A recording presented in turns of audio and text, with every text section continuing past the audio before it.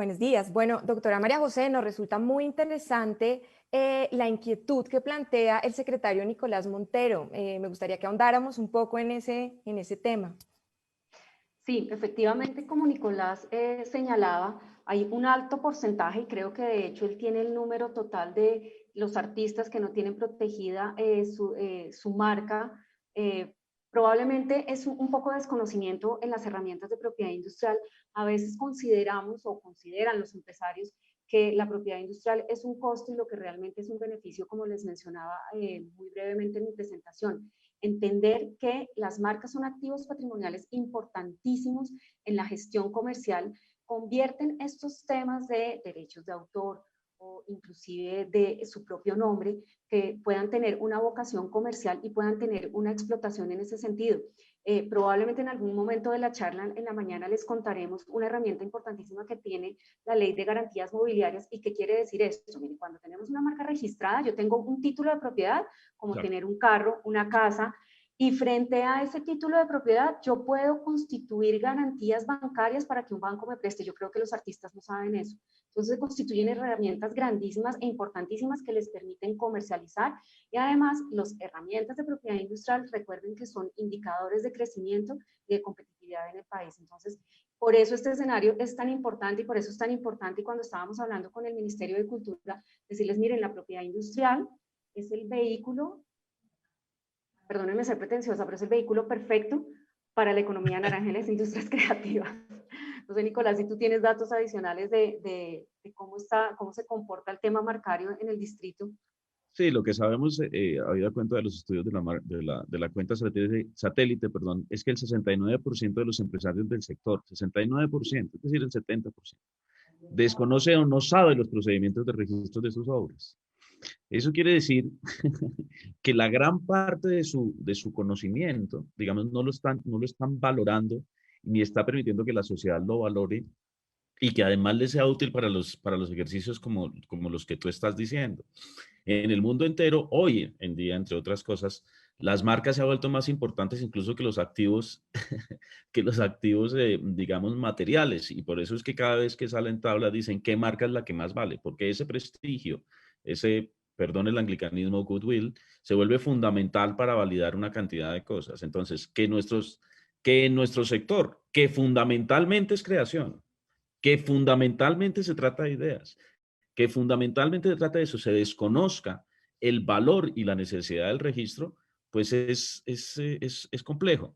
Y por el otro lado, digamos, lo que sabemos es que, según la cuenta de satélite otra vez, el 84.6, 84.7, digamos, de las empresas creativas eh, tienen una marca, arman un logo, tienen una imagen, pero solo de ese 84, ¿cierto? Es decir, del 100% solo el 84 crean una marca o un logo.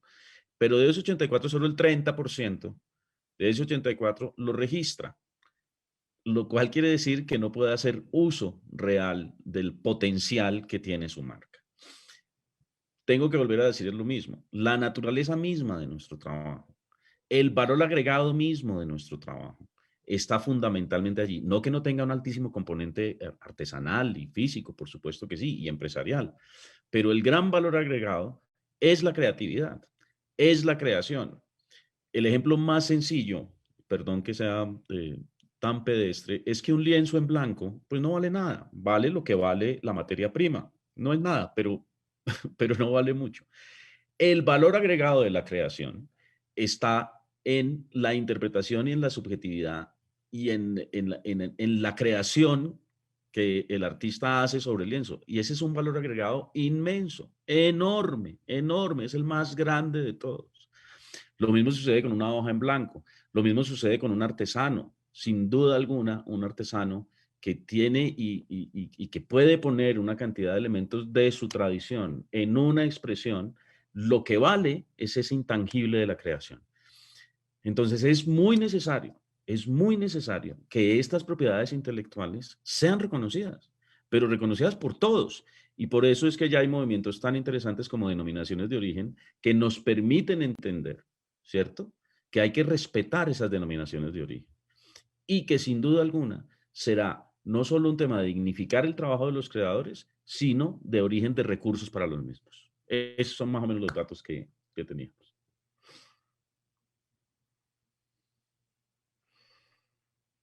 Así es, solo quería complementarte una cosa en relación con el ejemplo, y es que, claro, un lienzo en blanco no tiene, digamos, ningún valor, pero cuando además traspasamos eso al ámbito comercial de las marcas, hay un ejemplo que usamos académicamente, y es que ustedes ven una botella, no voy a utilizar la marca, con curvas, sin ningún nombre, Ajá. y la ves en el mercado, pero cuando tú ya la ves con el nombre que lo ha posicionado en el mercado, que le transmite una información respecto a la calidad y al origen empresarial que tiene ese producto, el consumidor, ¿qué decide? Pues escoger el producto que tiene ese nombre, que tiene una recordación y que le da un valor agregado a todas las industrias creativas. Es por eso que pues coincido completamente contigo que estamos no estamos tarde, lo estamos haciendo, y yo creo que es muy importante esos escenarios, y seguramente no será el primero. Justamente este es el inicio del programa que vamos a desarrollar durante todo el año 2021, junto con el Ministerio y con ustedes claramente, para que todas las industrias creativas se acerquen a nosotros y puedan tener el vehículo perfecto en la propiedad industrial. Viceministro, no sé si quisiera. No, Yo quisiera agregar un tema, y es tal vez como para efectos de comprender la importancia y el valor de la propiedad intelectual.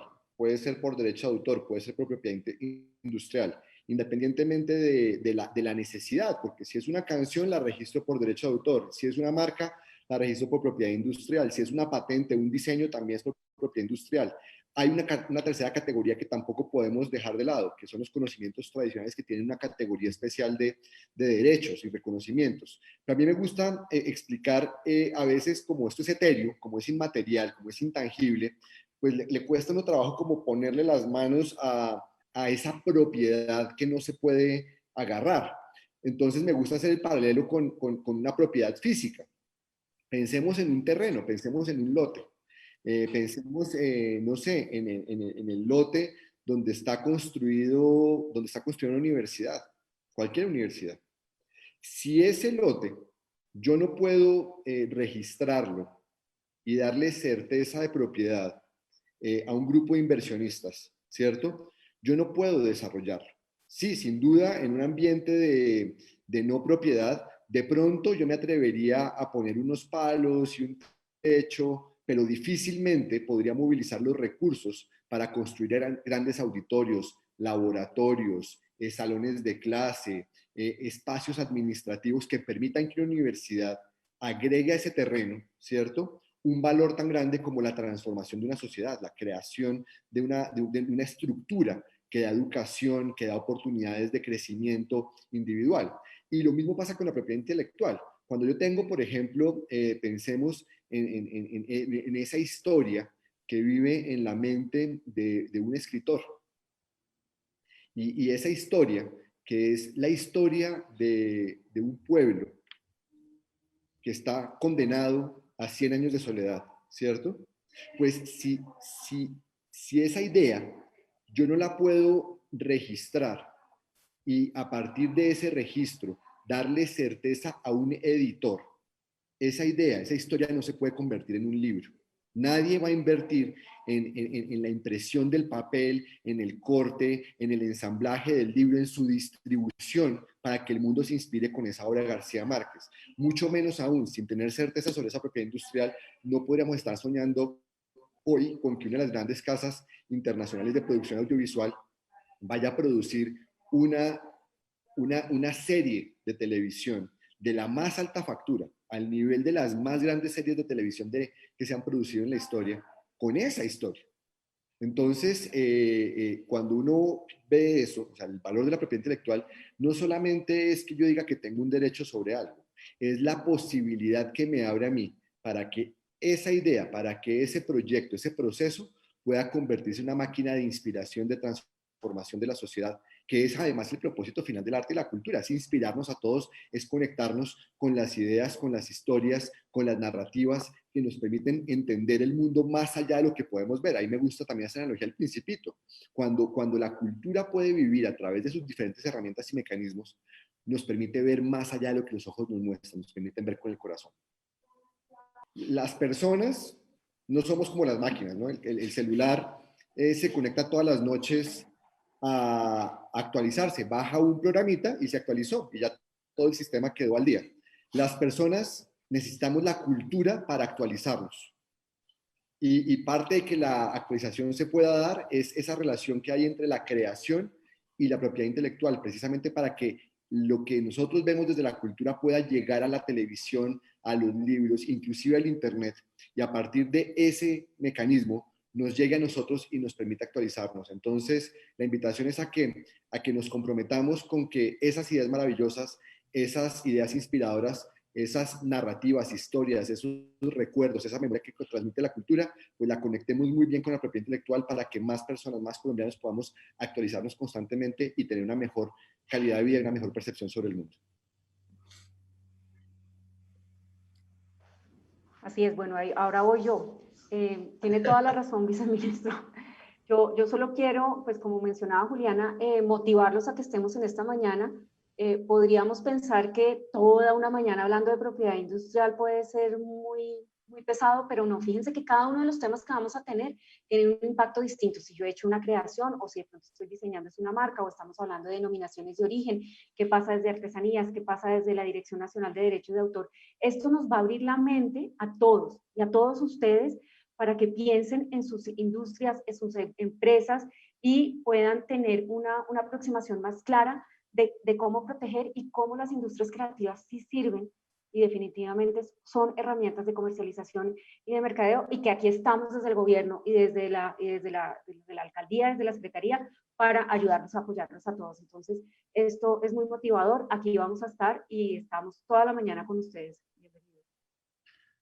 Y el tercer mensaje inspirador, quizás un poco poético, pero miren, solo que yo sepa, una vez la humanidad entera decidió, 2 veces, decidió mandarle un mensaje al universo. Fue cuando se lanzaron las sondas Voyager 1 y Voyager 2. Y en esas sondas había un disco de oro, porque el señor Carl Sagan dijo, ¿qué le mandamos al universo para que sepan cuál es la condición humana?